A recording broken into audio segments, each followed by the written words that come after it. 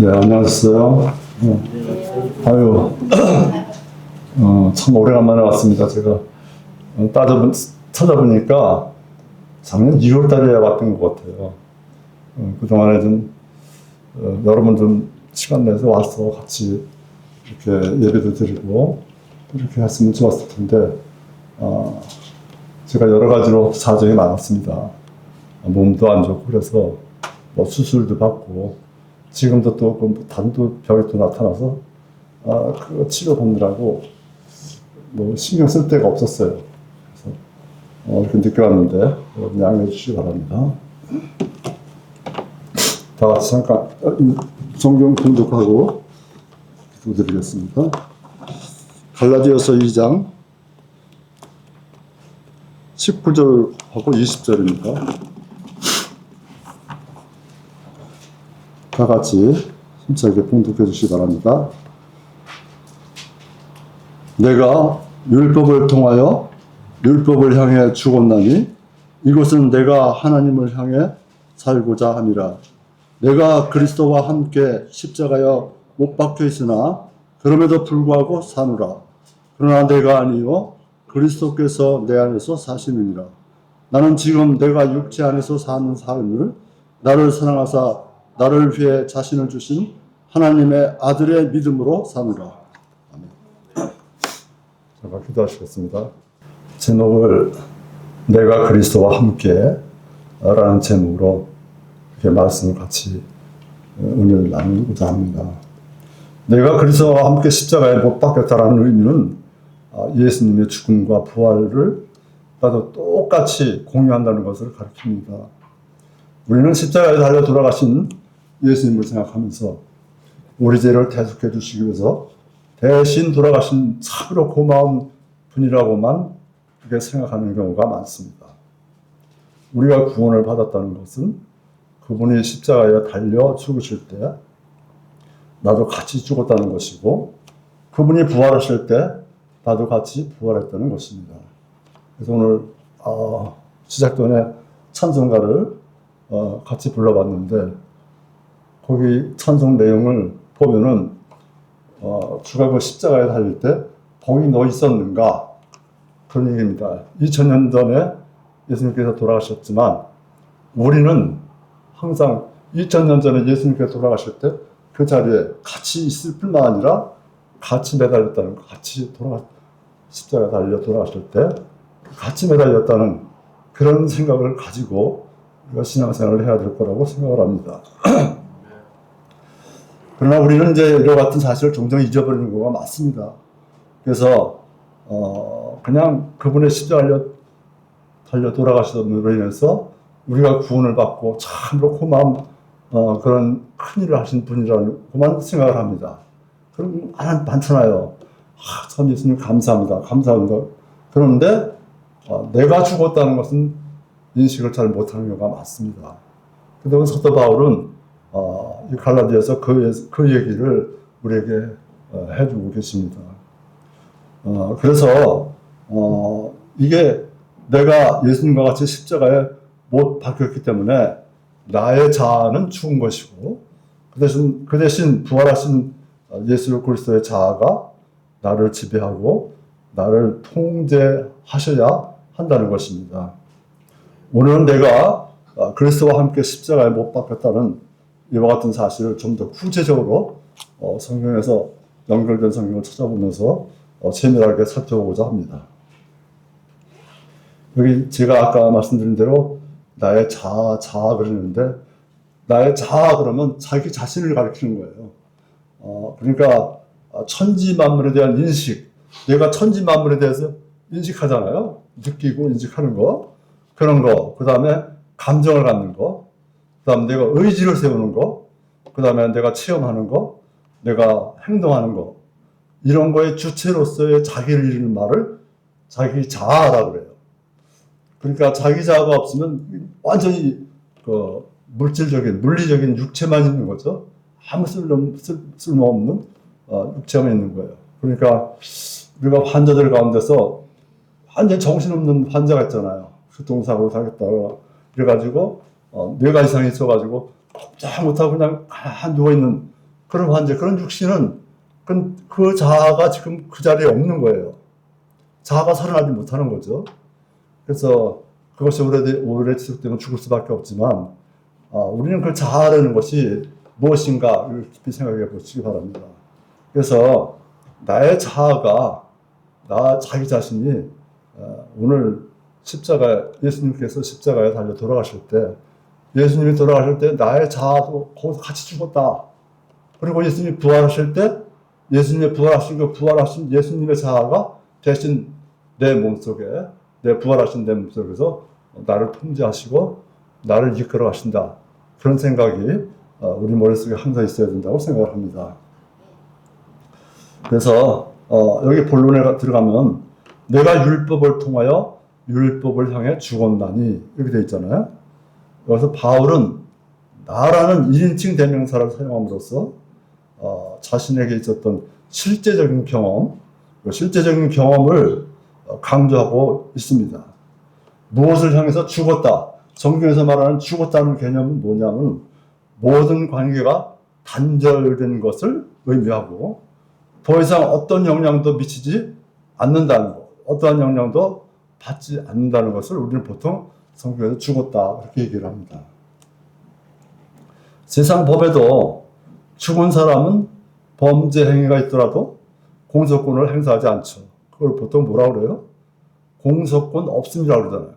아무리 내가 무슨 큰 죽을 죄를 졌다고 하더라도 일단 죽으면 어떻게 돼요? 일단 죽으면 공소권이 없어요. 재판에 넘길 수 있는 권한이 없어진다. 그런 얘기입니다. 우리가 마찬가지입니다. 우리가 율법을 향해서 죽었으니까 정말 확실하게 우리가 구원받은 사람 같으면 율법이 우리를 어디다 얼거놓을 수가 없어요. 죄인이라고 만들 수가 없는 거죠. 그런 일을 우리가 예수님의 죽음을 통해서 우리는 같이 공유하고 있는 겁니다. 로마서 7장 1절에 보면 이런 말이 있습니다. 형제들아, 내가 법을 아는 자들에게 말하노니 너희는 법이 사람이 살아있는 동안에만 그를 지배하는 줄 알지 못하느냐. 이런 말씀이 있어요. 그러니까 우리 형제들, 확실하게 구원받은 우리 형제들은 지금 여기서 법이라는 말은 율법이죠. 율법이 우리를 어떤 잘못을 저질러도 사실은 율법이 우리를 얼거매거나 우리를 죽이는 곳으로 데려가지 못합니다. 확실하게 구원받은 사람은 왜 그러냐? 나는 아무 공로도 없지만 예수님께서 우리를 그 일을 위해서 돌아가시고 예수님께서 돌아가실 때 나의 육신도 거기 같이 묻혀서 같이 죽었다. 나의 자아도 같이 죽었기 때문에 이것을 확실하게 깨닫는 사람은 그런 죄에서 우리는 확실하게 벗어날 수 있다. 그런 얘기입니다. 그래서 나의 자아가 나의 사람이죠. 그 다음 옛 생명이죠. 그러니까 죽었기 때문에 율법이 더 이상 내 삶에 어떠한 영향을 끼치지 못한다는 의미입니다. 그렇다고 우리가 율법을 지키지 말자는 얘기는 아니에요.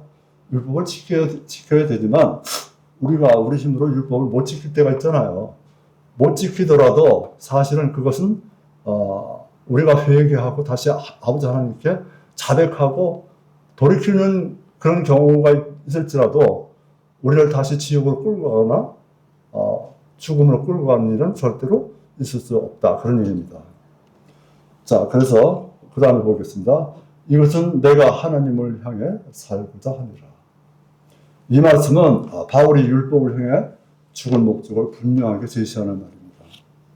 그것은 죄의 무거운 짐에서 벗어나서 주님께서 주시는 새 생명으로 살아간다는 의미입니다. 즉 우리 속에 내주하시는 성령님을 힘입어서 그리스도께서 나를 지배하고 내 안에서 사셔야 한다는 그런 말씀입니다. 그 다음에 보면 내가 그리스도와 함께 십자가에 못 박혀 있으나 그럼에도 불구하고 사노라. 근데 이 말씀을 통해서 제가 이제 그럼 그리스도와 함께 십자가에 못 박혀 있다는 것이 구체적으로 어떤 것이냐? 그냥 못 박혀 죽은 것으로 끝나는 거냐? 못 박혀 있다는 것이 성경에서 말하는 어떤 의미가 있는가? 그걸 찾아보도록 하겠습니다. 갈라디아서 5장 24절을 한번 찾아보겠습니다. 지금 우리가 찾은 갈라디아서 5장 24절.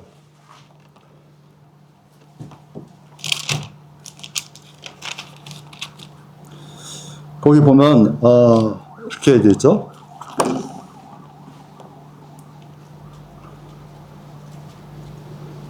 그리스도께 속한 자들은 애착들과 정욕들과 함께 육신을 십자가에 못 박았는다.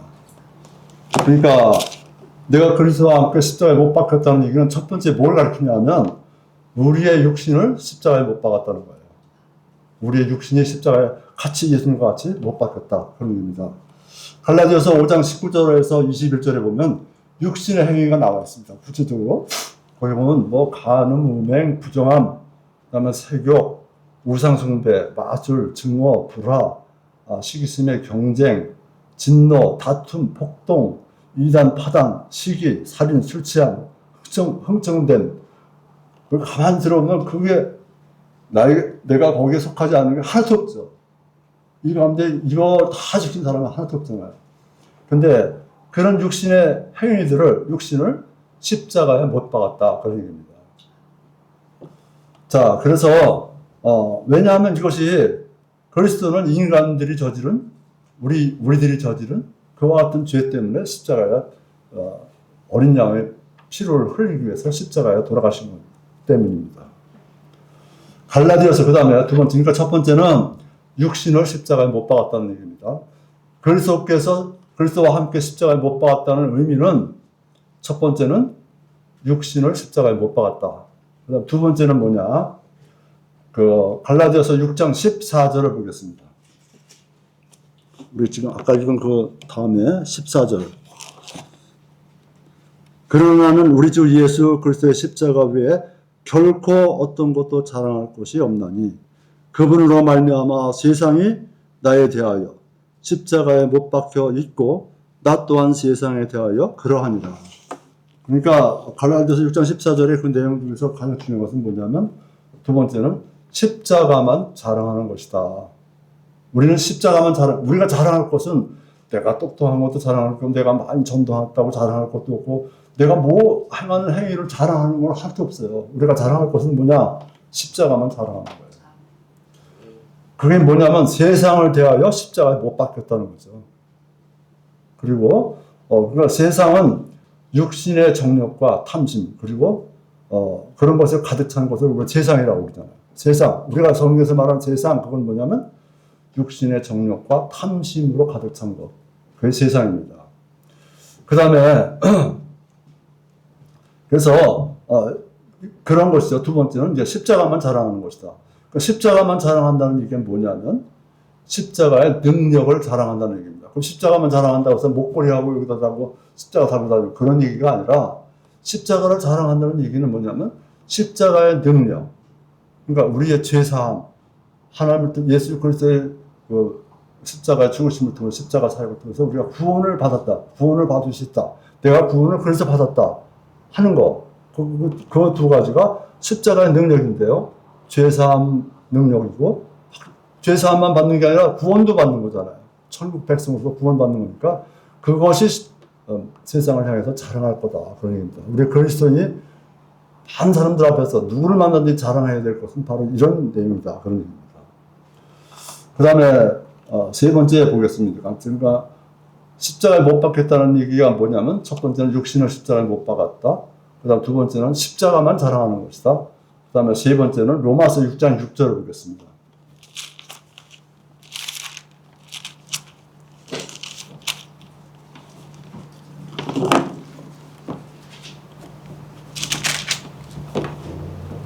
다 찾으시면 같이 봉독하겠습니다. 우리는 이 사실을 아노라. 즉 우리의 옛사람이 그분과 함께 십자가에 못 박힌 것은 죄의 몸이 멸절되어 이제부터는 우리가 죄를 섬기지 아니하게 하려 함이니 이는 죽은 자가 죄에서 해방되었기 때문이라. 6장 6절은 그러니까 뭐냐면 우리가 죄를 섬기지 아니하는 거다. 그러니까 십자가에 못 박혔다는 얘기는 다시는 죄를 섬기지 아니하는 거다. 그 세 가지입니다. 우리가 그리스도와 함께 십자가에 못 박혔다는 것은 육신을 십자가에 못 박은 것이다. 두 번째, 십자가만 자랑하는 것이다. 세 번째, 죄를 섬기지 아니하는 것이다. 단순히 우리가 도덕적인 실수를 전혀 하지 않는다는 뜻이 아니고 내 삶의 주도권과 소속이 바뀌었다는 것을 의미하는 영적인 그런 선언이라고 우리가 생각합니다. 즉 우리가 죄를 짓느냐 안 짓느냐의 행위보다 누구의 통치를 받으며 사느냐를 선택하는 방향성 문제에서 하나님의 통치를 선택한다는 그런 의미입니다. 우리가 전혀 뭐 죄를 안 짓고 우리가 살 수는 없잖아요. 왜냐? 그 죄의 몸인 이 육신이 아직 살아있기 때문에. 그리고 죄성이 우리 몸속에서 아직까지 꿈틀거리고 있기 때문에 죄를 안 짓고 살 수는 없어요. 그러니까 우리가 죄를 섬기지 아니한다는 얘기는 죄를 전혀 짓지 않는다는 얘기가 아니라 어쩔 수 없이 죄를 짓기는 짓지만 나를 통치하는 분은 누구냐? 하나님 아버지시다. 그걸 내가 선택하고 그쪽으로만 간다. 그런 얘기입니다. 그러니까 하나님의 통치를 선택해야 한다. 그런 얘기입니다. 자, 그래서 세 가지를 알아봤습니다. 십자가에 우리가 못 박혔다는 것은 육신을 십자가에 못 박은 것이다. 두 번째는 십자가만 자랑하는 것이다. 세 번째는 죄를 섬기지 아니하는 것이다. 이게 성경적인 얘기입니다. 그 다음에 보겠습니다. 그럼에도 불구하고 사느라. 그럼에도 불구하고 산다. 십자가에 못 박혔는데 죽었는데 그래도 산다. 그럼 뭐냐? 그 다음 이제 구조가 연결되는 건데 나의 그 생물학적인 생명은 유지되고 있잖아요. 생물학적으로 살아있잖아요. 그죠? 생물학적인 생명은 유지되고 있으나 삶의 주인이 바뀌었다. 그 얘기입니다. 나의 자아에서 그리스도의 자아가 통치한다. 나의 자아 대신에 그리스도의 자아가 자리를 잡는 것이 참 그리스도의 길이다. 그런 얘기입니다. 그 다음에 보겠습니다. 그러나 내가 아니요 그리스도께서는 내 안에 사시느니라. 이 말도 참 우리가 좀 깊이 좀 살펴봐야 될 것 같아요. 내가 아니요 그리스도께서는 내 안에 사신다. 그게 의미가 뭐가 있냐 하는 것을 한번 알아보겠습니다. 그리스도께서 내 안에 사신다는 것을 가장 잘 알 수 있는 구절이 어디가 있냐면 성경 구절에 요한복음 15장에 있겠습니다. 요한복음 15장을 찾아보겠습니다.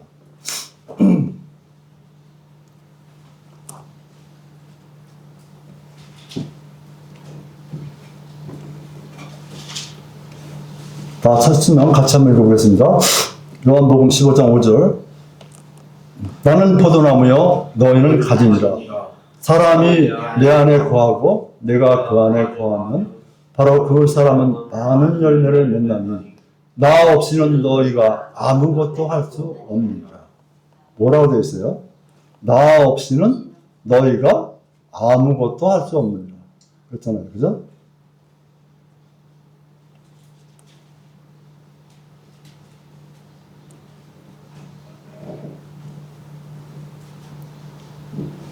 자, 보겠습니다. 그러면,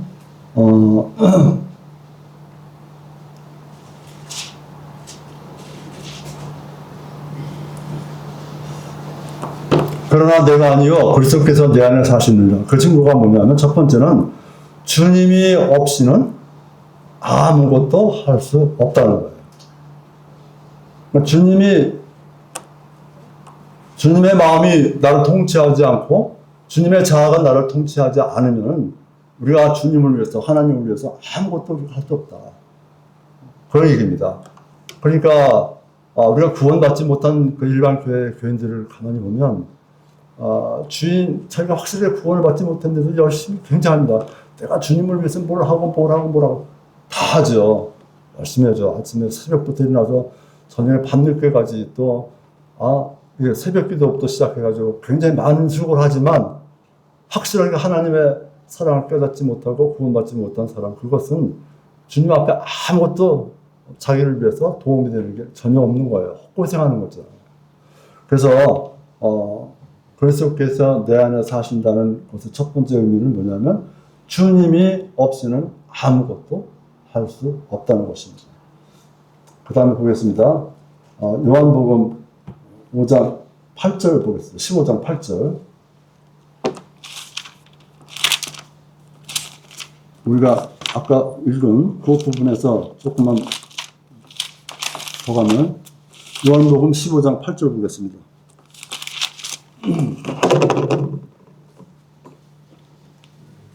다 같이 봉독하겠습니다. 너희가 열매를 많이 맺는 것, 이것에 의해 내 아버지께서 영광을 받으시나니 이로써 너희가 내 제자가 되리라. 그래서 두 번째는 뭐냐면 주님의 제자가 되는 거예요.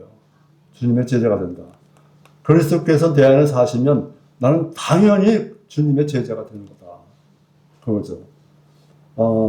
제자는 뭐 하는 사람이에요? 스승의 가르침을 따르는 사람이잖아요. 그죠? 스승이 가르치는 걸 반대로 가면 그 제자가 될 수 없잖아요. 그죠? 스승의 가르침을 따르는 것이 제자다. 그런 얘기입니다. 그래서 그리스도께서 내 안에 사신다는 것은 뭐냐? 첫 번째는 아까도 살펴봤지만, 주님이 없이는 아무것도 할 수 없다는 것이고, 두 번째는 주님의 제자가 되는 것입니다. 그 다음에, 요한복음 15장 10절을 보겠습니다.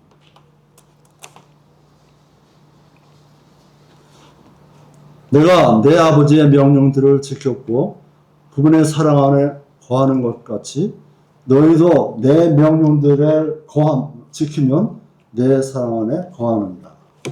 그러니까 세 번째는 뭐냐면 그리스도께서 내 안에 사신다는 것의 세 번째 의미는 뭐냐면 주님의 명령들을 지키는 거다. 그 얘기입니다. 주님의 명령들을 지켜야 되는 거예요. 마태복음 22장 37절에서 40절에 보면은 바리새인 율법사가 질문을 합니다. 예수님께. 주님, 계명 중에서 우리들 주신 여러 가지 율법 중에서 가장 큰 명령이 무엇입니까? 이렇게 묻잖아요. 그때 예수님 뭐라고 대답을 합니까? 두 가지를 얘기를 합니다. 첫 번째 1계명부터 4계명까지는 하나님 사랑이다. 그 다음에 5계명은 부모를 공경하라는 것이고, 그 밑에 전부 다 하면 뭐예요? 이웃사랑 이런 얘기죠. 이웃을 사랑하라. 이웃을 대문같이 살아라. 그러니까 어떤 의미에서 부모도 이웃이잖아요. 사람에 관한 거니까. 그러니까 하나님 사랑, 이웃 사랑. 이거 두 가지다. 그렇게 얘기합니다. 그래서, 그게 가장 큰 명령이에요. 그러니까 우리가 최선을 다해서 하나님을 사랑하는 것이고, 그 다음에 또 최선을 다해서 이웃들을 돌보고 사랑하는 거다. 그 얘기입니다. 그래서, 마음과 혼과 생각을 다해서 하나님을 사랑해야 되는 거예요. 우리가. 그리고, 너 자신과 같이 이웃을 사랑하라. 이렇게 얘기하잖아요. 그 다음에 요한복음 13장 34절에서 보면 내가 새 계명을 너희에게 주노니 너희가 서로 사랑하라. 이렇게 되어 있습니다. 그렇잖아요. 그 모세 율법을 두 가지로 나누면 아까 첫 번째는 하나님 사랑, 두 번째는 이웃 사랑이라고 그랬잖아요. 이웃을 사랑하라 돼서 내 몸같이 사랑하라 했는데 예수님은 새 계명 속에 뭐라고 했어요? 서로 사랑하라. 그러니까 우리 형제 자매님들끼리 이렇게도 서로 사랑하는 거지 한쪽에서 일방적으로만 사랑해서는 안 된다 그 얘기예요. 내가 사랑을 베풀면 그 사랑을 받은 또 나도 또 상대방을 사랑하고 그래서 서로 사랑하라 그 얘기입니다. 그 다음에 보겠습니다. 그 다음에는 이제 요한복음 17장 21절에서 22절 보겠습니다. 조금만 더 넘기면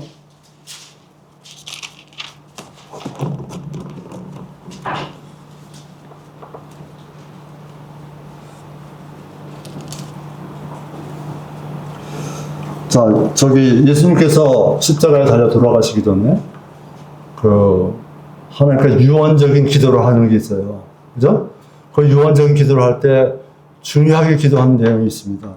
그것이 바로 우리가 지금 읽으려고 하는 17장 21절, 22절을 보겠습니다.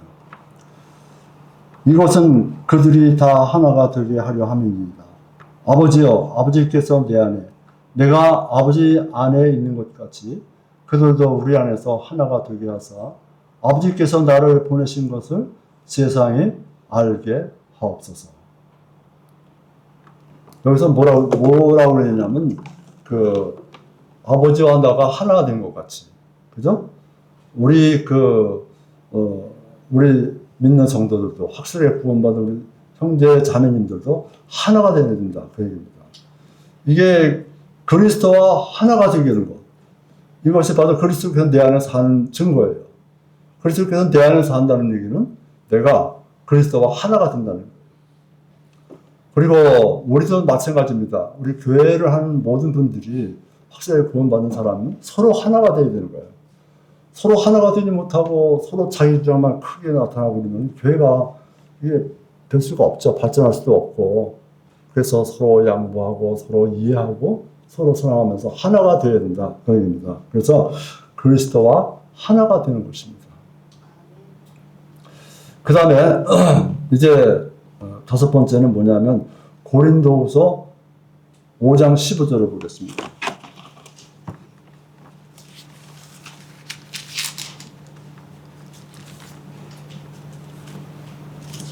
고린도후서 5장 15절을 보겠습니다. 다 같이 봉독하시겠습니다. 그분께서 모든 사람을 대신하여 죽으신 것은 살아있는 자들이 이제부터는 자기 자신을 위해 살지 아니하고 자신들을 대신하여 죽었다가 다시 일어나신 분을 위해 살게 하려 하심이니라. 그러니까 뭐냐? 마지막은 뭐냐면 그리스도를 위해서 살아야 된다. 그 얘기입니다. 이것이 바로 그리스도께서 내 안에 사시는 이유고 그리스도께서 내 안에 사신다는 증거입니다. 첫 번째, 다시 한번 보겠습니다. 첫 번째, 주님이 없이는 아무것도 할 수 없다는 것이고, 두 번째는 주님의 제자가 되어야 된다는 것이고, 세 번째는 주님의 명령들을 지켜야 된다는 것이고, 네 번째는 그리스도와 하나가 되어야 된다는 것이고, 서로 하나가 되어야 된다. 그리고 다섯 번째는 그리스도를 누구를 위해서 살아야 되냐? 그리스도를 위해서 살아야 된다. 그입니다. 이것이 바로 그리스도께서 내 안에 사신 증거였다. 그런 얘기입니다. 그렇잖아요. 그리스도가 나의 주인이라고 하면 내가 움직일 때마다 뭘 위해서 사는 거예요? 그리스도를 위해서, 자기 자신을 그리스도를 위해서 살아야 되잖아요. 그죠? 이런 다섯 가지가 바로 내가 아니요 그리스도께서 내 안에 사시느니라. 라고 이렇게 강력하게 사도 바울에게 교훈을 주고 있습니다. 그 다음에요. 나는 본문 보겠습니다. 나는 지금 내가 육체 안에서 사는 삶. 내가 지금 육체 안에서 사는 삶이 변화가 세 가지가 있었습니다. 뭐가 어떻게 변화됐을까요? 첫 번째는 나 대신에 그리스도께서 사신다. 그 얘기죠. 두 번째는 율법 대신에 뭐로 사는 거예요? 우리는 믿음으로 살아야 되는 거잖아요. 그렇죠? 율법 대신에 믿음으로 살아야 된다. 그 다음에 세 번째는 뭐냐면 옛사람 대신에 무슨 사람이 되어야 돼요? 새 사람으로 살아야 된다. 그 얘기예요. 나는 지금 내가 육체 안에서 사는 삶이 어떤 변화가 있냐? 사도 바울은 아까도 말씀드렸지만 나 대신에 그리스도가 사는 것. 그 다음에 율법 대신에 믿음으로 살아야 된다. 그 다음에 과거의 옛사람 대신에 새 사람으로 살아야 된다. 이렇게 세 가지 변화를 지금 사도 바울은 자기가 직접 경험한 것을 가지고 지금 하나님 말씀을 우리에게 전해주고 있습니다. 그래서 그런 변화를 겪은 그 바울은 그리스도의 십자가는 바울로 하여금 이렇게 모든 변화를 경험하게 했습니다. 그 다음에 본문으로 돌아가서요. 나를 사랑하사 나를 위해 자신을 주신 하나님의 아들의 믿음으로 사노라. 그렇죠. 그리스도의 삶은 믿음 안에서 사는 것입니다. 이는 과거에 율법을 지켜 행함으로써 의롭게 되려고 애썼던 삶, 그 삶이 바로 구약시대의 모든 사람들의 삶이잖아요. 그죠? 근데 구약시대의 모든 사람들의 삶만 아니라 오늘날에도 많은 기독교인들이 전부 다 이런 삶을 살고 있어요. 그렇죠? 율법을 지켜서 율법을 어떻게든지 율법을 지켜서 내가 의롭게 되려고 굉장히 노력을 하고 있습니다. 율법을 지키는 것이 나쁘다는 얘기가 아니에요. 하나님을 믿는 믿음은 저버리고 예수님께서 십자가에 달려 돌아가시면서 우리를 위해 돌아가신 그 크신 사랑은 그걸 경험하지도 못하고 그저 내 노력으로 내가 열심히 하면 어떤 하나님의 나라에 갈 수가 있는 것이고 하나님으로부터 상급을 받을 수 있는 것이라고 그렇게 생각하고 그런 방향으로만 노력을 한다. 그런 얘기잖아요. 그래서 이 세 가지를 경험하는 그 사도 바울처럼 우리는 그렇게 살아야 된다. 그런 얘기입니다. 그 다음에, 자, 보겠습니다. 그 다음에 굉장히 중요한 내용인데요. 이 내용이 우리 보통 다른 성경하고, 우리 킹제임스 성경하고 좀 다른 부분이 있어요. 그걸 한번 보겠습니다. 나를 사랑하사, 나를 위해 자신을 주신 하나님의 아들의 믿음으로 사노라. 뭐가 다르죠? 다른 성경하고요? 그렇죠. 다른 성경은 뭐라고 되어 있어요? 내가 믿는 거로, 내가 예수 그리스도를 믿는 믿음으로 사노라. 뭐 그 말씀도 틀린 말은 아니겠지만, 정확한 얘기는 뭐냐면, 예수님께서 하나님의 아들로서의 아버지께 충성하는 거 있잖아요. 신실하신 것. 그 다음에 믿음을 가지고, 목숨까지도 다 버리신 거 있잖아요. 하나님께서 예수 그리스도의 믿음을 보고서 예수 그리스도를 믿는 사람을 구원하시는 거지. 그러니까 근원이에요. 믿음의 근원이 바로 뭐냐면 예수 그리스도의 믿음이에요. 하나님의 아들의 믿음이다. 그런 얘기입니다. 그래서 그리스도의 삶은 믿음 안에서 사는 겁니다. 얘는 과거에 율법을 지켜서 행함으로 의롭게 되려는 그렇게 애썼던 삶, 그리고 나의 자아를 내세우는 삶과는 판이하게 다른 것입니다. 예수님께서는 내 말들이 너희 안에 거하면 너희가 원하는 바를 구하라고 요한복음 15장 7절에 이렇게 말씀하셨습니다. 그렇지만 바울은 하나님의 아들의 믿음으로 라고 말하고 있습니다. 하나님의 아들의 믿음으로. 주께서 우리 안에 계실 때는 뭐로 계시는 거예요? 말씀으로 계시잖아요. 주님께서 우리 안에 계실 때는 말씀으로 계신다. 그렇게 말씀으로 존재하시며 우리가 그리스도 안에 있다는 것은 하나님의 아들의 믿음으로 그를 따른다는 의미입니다. 하나님의 아들의 믿음으로 그를 따른다는 거예요. 우리의 믿음이 아니라 우리의 믿음은 언제나 변할 수도 있고 바뀔 수도 있고 그렇죠? 변치 않는 믿음은 뭐냐? 예수 그리스도의 믿음이에요. 그걸 믿는 믿음이 변치 않는 거지. 인간은 참 믿을 수 없는 게 인간이잖아요. 그렇게 열심히 그리스도를 믿고 예수 그리스도를 믿고 열심히 신앙생활 하다가도 나중에 딸기를 가는 사람들이 많이 있잖아요. 우리 보통 신자들 뿐만 아니라 유명한 세계적으로 유명한 목사님들도 나중에 그렇게 빠지는 목사들이 많이 있어요. 여러분 빌리그레함 목사 아시죠? 그 유명한 빌리그레함 목사도 굉장히 세계적으로 복음을 얼마나 많이 잘 전했어요. 제대로. 근데 나중에 뭐라 그랬어요? 나중에는 이렇게 했어요. 모든 그 종교도 다 하나님을 가는 길이다. 그러니까 하나님의 꼭대기에 있으면 이렇게 가나 저렇게 가나 뭐 길은 여러 가지 길이다. 그러니까 예수 그리스도를 믿는 건 그 길이 하나다. 하나 있고 또 다른 불교는 불교대로 믿으면 끝에 가면 하나님은 이렇게 고백을 했어요. 이렇게 말했어요. 그럼 그건 성경적으로 맞는 얘기입니까? 전혀 틀리잖아요. 그렇잖아요? 그렇게 열심히 믿었던 사람, 성령 충만해가지고 세계적으로 많은 복음을 전하고 유명했던 그런 사람 목사도 바뀐다고 합니다. 그래서 우리의 믿음은 얼마든지 변할 수밖에 없어요. 그러니까 하나님의 아들의 믿음, 예수 그리스도의 믿음은 전혀 변하지 않는 거잖아요. 그 예수 그리스도의 믿음으로 우리가 그를 따라야 된다 그런 얘기입니다. 내 감정이나 그 다음에 환경에 따라서 흔들리는 그런 나의 확신에 의존하는 것이 아니라 결코 변하지 않는 예수 그리스도의 신실하심과 그 다음에 순종하심 그 위에 내 삶을 세우는 것을 말합니다. 그리고 굉장히 중요한 내용이에요. 그러니까 우리가 뭘 믿느냐, 믿음의 근거가 뭐냐.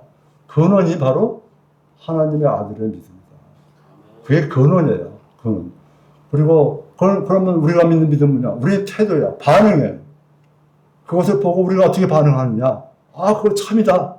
그래서 예수 그리스도를 믿는 거지. 그 예수 그리스도의 믿음, 하나님의 아들의 믿음을 없으면은 그 아무 소용 없는 거예요. 그러니까 그것을 우리가 좀 깊이 생각을 하고 우리가 생각을 해야 된다 그런 겁니다. 그래서 하나님의 아들의 믿음은 예수 그리스도 자신이 보여주신 완전한 신뢰와 순종을 의미합니다. 그렇잖아요.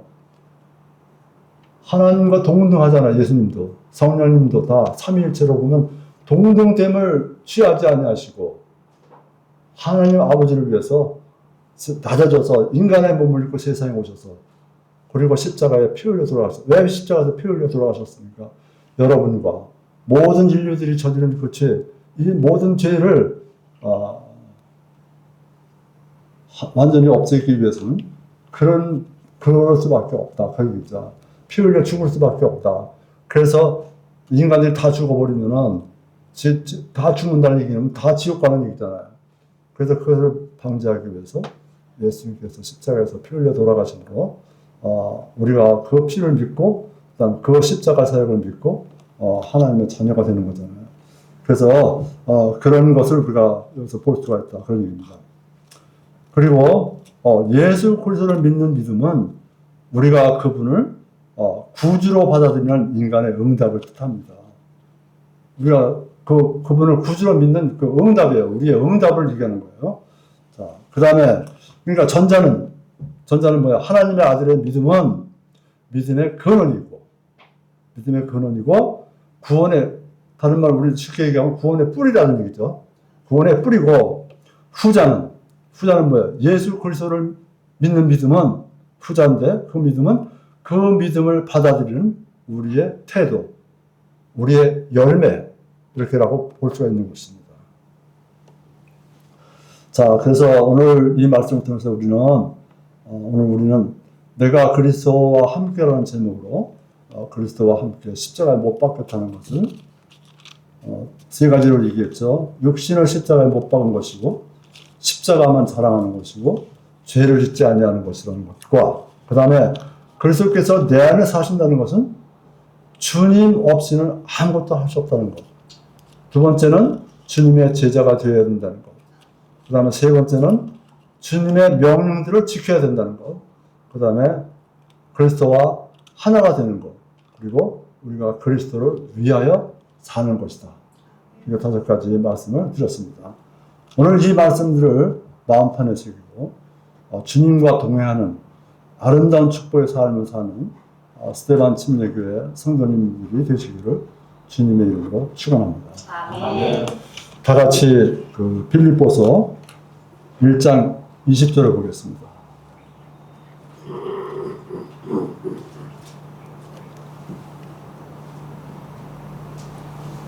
빌립보서 1장 20절부터 21절까지 다 같이 심차게 같이 맞춰서 봉독하심으로 오늘 그 설교를 마치도록 하겠습니다.